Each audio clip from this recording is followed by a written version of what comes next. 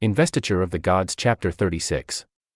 Okay, setting the scene for us. Who are the players here? So you've got this massive civil war brewing. On one side, there's the ruling dynasty, based in Choj. Their forces are led by the Grand Tutor Wenzong. He's formidable, very smart, very powerful. The establishment. Pretty much. And opposing them, you have the rebels from Western Qi, or Shiqi. Their leader is the famous strategist Jiang Ziya. Think of it as established power versus this cunning rising rebellion. Got it. So let's start with that first part, the human strategy, the deception. You said it involves Grand Tutor Wenzong getting tricked. Yeah, badly tricked. By one of his own generals, a guy named Chao Lei. Wenzong is pushing hard against Western Qi, trying to crush the rebellion. And Chao Lei undermines him how? Well, Chao Lei executes this amazing con. He's supposedly out fighting, right? But he comes back to the capital, Choj, to report to Wenzong. Okay, standard procedure. Seems like it. And his story is just perfect. He doesn't say, oh, the rebels are too strong. No, he blames logistics. He says the whole campaign is stalled because they're not getting enough supplies. The classic, it's procurement's fault excuse. Oh, yeah. Exactly. And he even names names. He points the finger at Han Rong, the officer in charge of Sishui Pass, saying he's the one holding up the grain and slowing everything down. So it sounds like an internal problem, not a failure against the enemy. Precisely. It shifts the blame, makes it seem like a bureaucratic mess, and his request seems totally logical based on that story. What does he ask for? Not a giant army, which might look suspicious. No, he asks for 3,000 extra men support troops, basically, and 1,000 units of grain. Exactly what you'd need to fix a supply bottleneck. Sounds completely plausible. Totally. And Wenzong, who's got this huge war on his mind, he just buys it. He authorizes the request, get those supplies moving, fix the problem. But that wasn't the real reason for the trip. Not even close. Chao Lei used that official trip back, complete with the extra troops and supplies Wenzong gave him, to secretly get his entire family, his Jiaxiao it's called, out of the capital. He packs them up and defects to Western Qi. Wow. He used the dynasty's own resources to fund his escape and deliver his family to the enemy. It's brilliant and utterly ruthless, a complete betrayal. And think about the intelligence bonus for Jiang Ziya, getting a defecting general and his family. So how does Wenzong find out he's been had? Does word get back from Sishui Pass? Not immediately. This is where Wenzong's other side comes in. He's not just a general, he's also deeply involved in Taoist practices, divination. Right, you mentioned he was formidable. So a few days pass, and things aren't sitting right with him. He starts thinking, wait, Han Rong, disobeying orders? That doesn't sound like him. He gets suspicious. But he doesn't send riders to check. No, he turns inward, to the mystical. The text describes him burning incense, taking out 3 gold coins, and using the methods of the 8 trigrams, the Bagamiali Xuanji, basically, a complex form of divination to figure out what really happened. So he uses magic to uncover a purely human trick. Exactly. It's this fascinating mix. And the divination reveals the truth. Chao Lei's defection, the whole scam. How does he react? Fury. The book says he slams his hand down, just enraged. I lost my chance. I was tricked out of his family. It's the humiliation, you know? Fooled by such a basic ploy. And by the time he figures it out, Chao Lei is long gone. Way too late. 3 or 4 days too late. It's a great moment showing that even a master strategist, someone who uses divination, can be undone by simple, clever human deception. It really underscores the importance of understanding your own people's motives, not just the enemy's troop counts. Absolutely. So that whole incident lights a fire under Wenzong. He's been embarrassed. The war effort is faltering. He needs a win. Time to escalate. Big time. He consults his advisors and appoints a new commander for the Western Qi expedition, a real heavy hitter, General Zhan Geifang, the commander of Qinglong Pass. Okay, a new general. Does he bring a different approach? He brings overwhelming force, for starters. He mobilizes 100,000 troops. This isn't a small push, it's a massive offensive. 100,000? And he has a key subordinate, his vanguard, the Xingongguan, guy named Feng Lin. Interesting detail. He's mentioned as a descendant of Feng Hao, a legendary strategist from ancient times. So, hinting at some serious strategic lineage there. Right, but this is where the story takes that sharp turn we talked about, away from pure strategy. Okay, here comes the sorcery. Exactly. Jiang Ziya, the leader of Western Qi, gets wind of this new commander, Zhang Yifang. He knows it's serious, so he asks one of his own generals, Huang Feihu, for intel. Why Huang Feihu? Does he know these Zhang Yifang? He does. And he knows Zhang Yifang's terrifying secret. See, Zhang Yifang isn't just a tough general. He's described as a Zudo Pangmen Shushi. Which means? A master of left path sorcery. Sort of unorthodox, maybe even dark arts. And his specific power is, well, it's uniquely unsettling. Okay, lay it on us. What can he do? It's deceptively simple. If Zhang Yifang learns an opponent's name, he can just command them. The example given is, if he faces Huang Feihu, he just needs to know his name, then shout, "Huang Feihu, why don't you dismount?" And Huang Feihu would just dismount.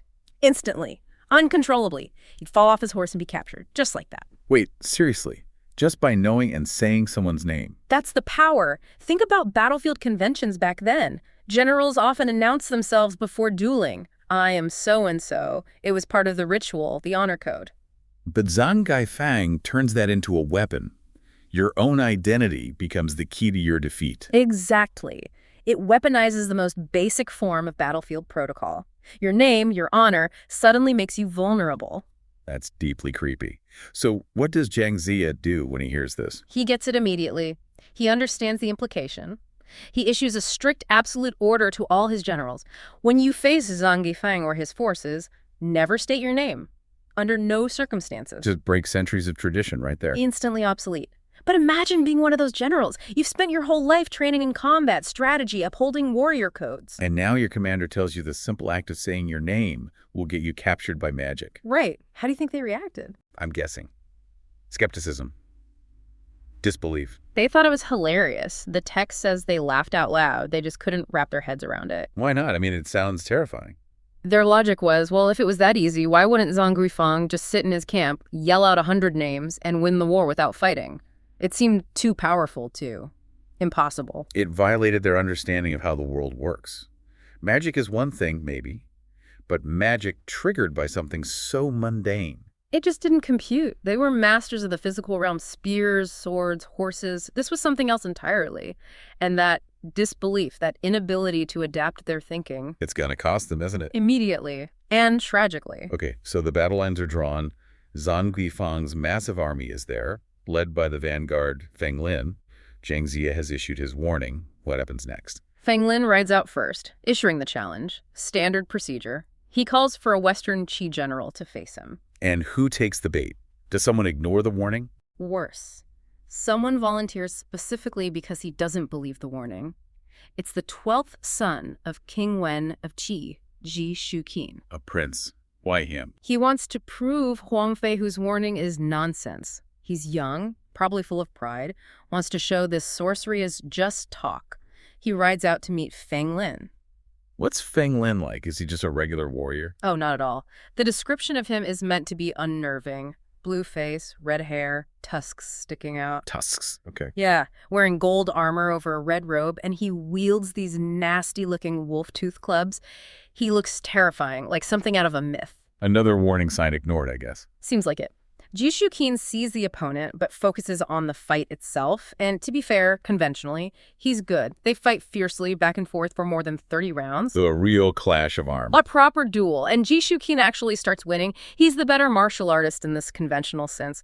He manages to wound Feng Lin in the left foot with his spear, shouts something like, "Take that." He thinks he's won. He totally thinks he's won. He sees Feng Lin falter, wounded, and he presses his advantage, charging after him. But he's forgotten, or never believed, that Feng Lin isn't just a warrior. Exactly. He's chasing a wounded opponent, assuming the fight is over based on physical damage. He doesn't realize Feng Lin's real power isn't in his clubs or his strength. So what does Feng Lin do? He stops, turns around, wounded foot and all, and he starts chanting. The text says, "Nian, Nian, you see," muttering words, casting a spell. Okay, here it comes. Then he spits, and out comes this huge cloud of black smoke. Yi Dao He Yan. Just smoke. Not just smoke. It instantly transforms. It becomes this sort of net that envelops Ji Shuqin, trapping him. Whoa. And while he's caught in the smoke net, something appears inside it. A hongzu, a red pearl, about the size of a bowl. A pearl. A magical projectile. This red pearl slams into Ji Shuqin, hitting him so hard it knocks him clean off his horse. And Feng Lin doesn't waste a second. While the prince is down and stunned, Feng Lin finishes him off with his club and takes his head. Just like that. The prince who's winning the conventional fight is killed by magic he didn't believe in. In seconds, a complete reversal. Feng Lin takes the head back as proof. And you can imagine the shock and horror back in the Western Qi camp. Jiang Ziya and King Wu mourn the prince, obviously. And the generals who were laughing before? They're not laughing anymore. They've just seen the horrific proof. The impossible sorcery is real, and it just killed their prince. They suddenly realize the true nature of this enemy. The rules really have changed. We're at West Qi, and it's under siege. Yeah. Jiang Ziya, the Zhu leader, he's not your average general. No. The sources describe him, there's that famous poem, right, as a divine immortal. Mm-hmm. Skilled at moving mountains and overturning seas, accustomed to scattering beans into soldiers. He's got serious orthodox Taoist power. He represents classical wisdom. But even his power is about to hit a wall. A very strange wall. Yeah, an unprecedented one. So the first clash isn't purely military, it feels philosophical too. Zhang Yifang rides out, he's all loyalty to the Shang Emperor, super angry. And he accuses Ziya of treason, right? Because Ziya is sheltering the rebel Huang Feihu. Also known as Yellow Flying Tiger. Yifang's argument is basically, you're defying the Emperor's authority. And Ziya's response is interesting. He doesn't just, rattle his saber. He meets him with moral philosophy. He's calm. He uses that classical saying, doesn't he? Yeah, he says, have you not heard, wise minister chooses his master, a good bird nests on a proper tree. Which is basically a polite way of saying, your Shang King is corrupt, Feihu made the right choice, and I'm following a higher law here. Exactly. It sets up the core conflict.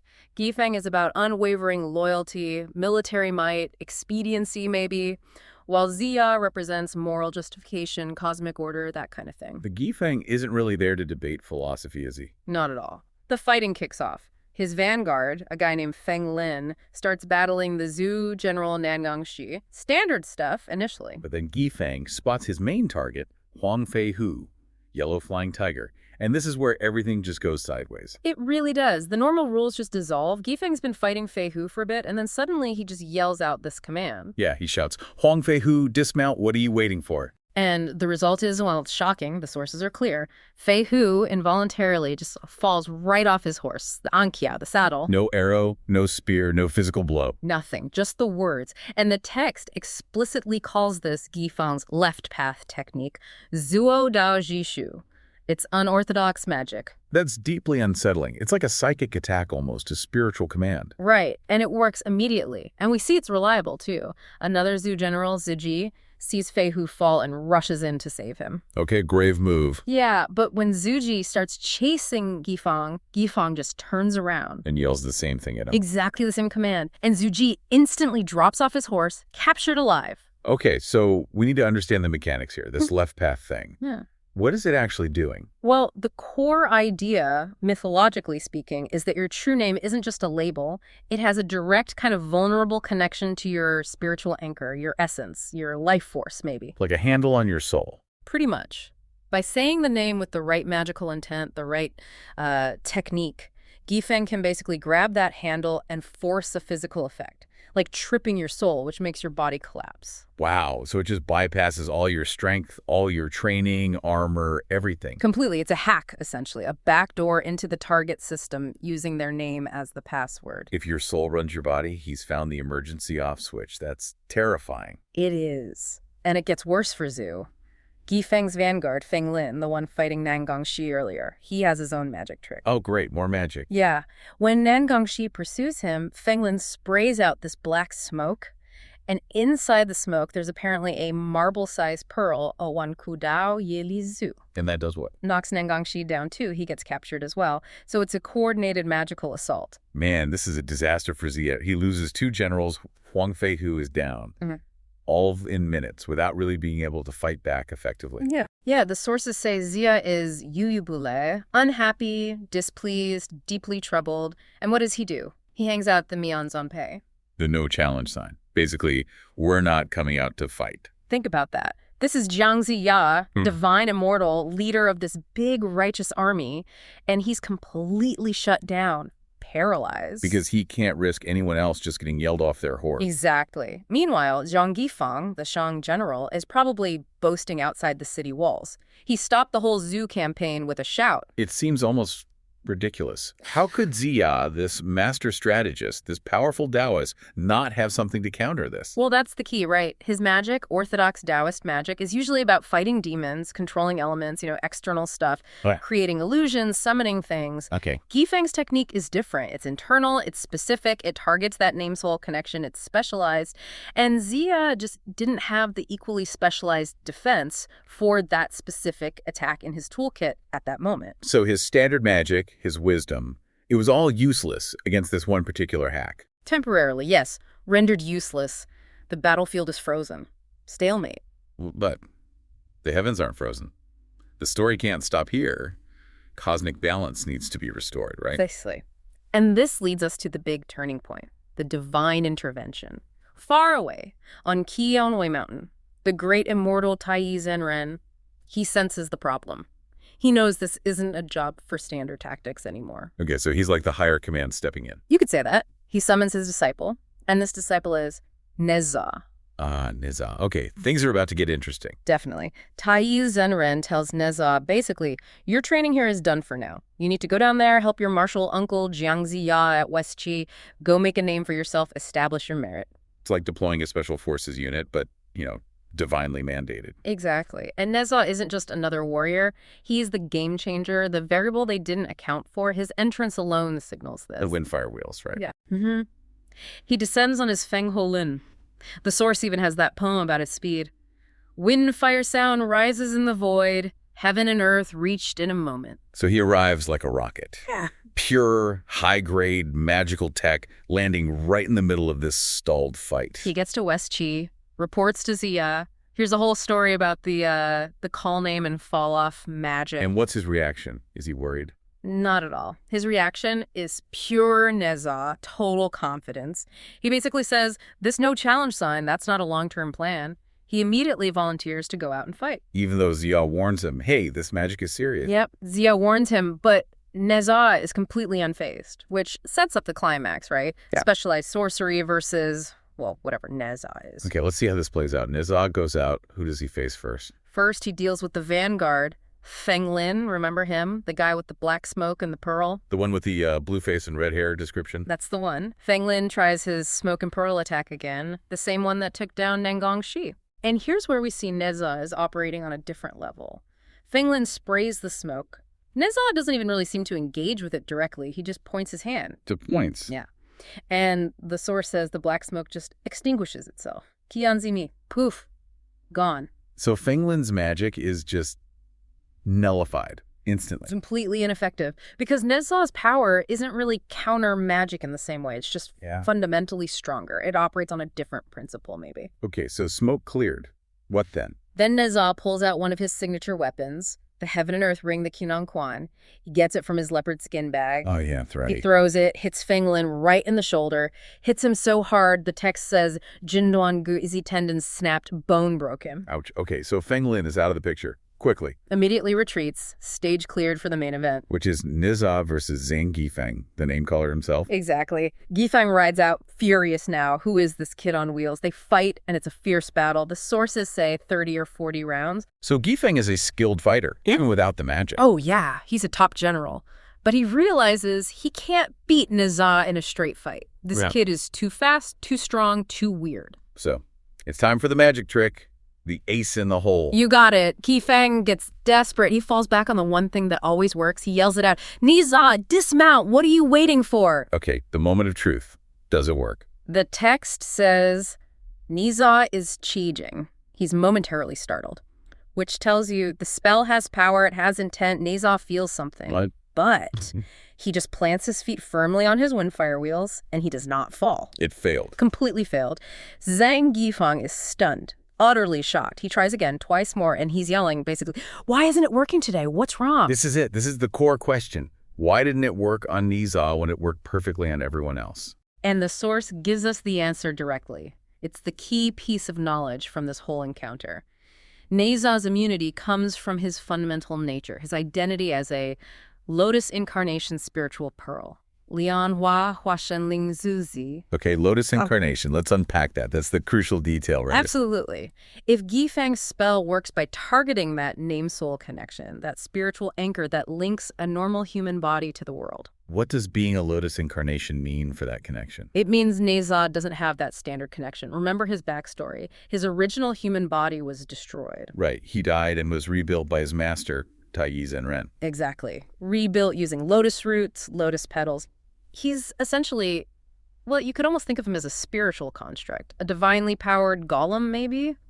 He's animated by spiritual energy, but not tied to a conventional human soul in the same way. Ah, okay. So if the spell needs a standard human soul to latch onto, like finding the right port on a computer. Nezha is running different hardware, or maybe a different operating system entirely.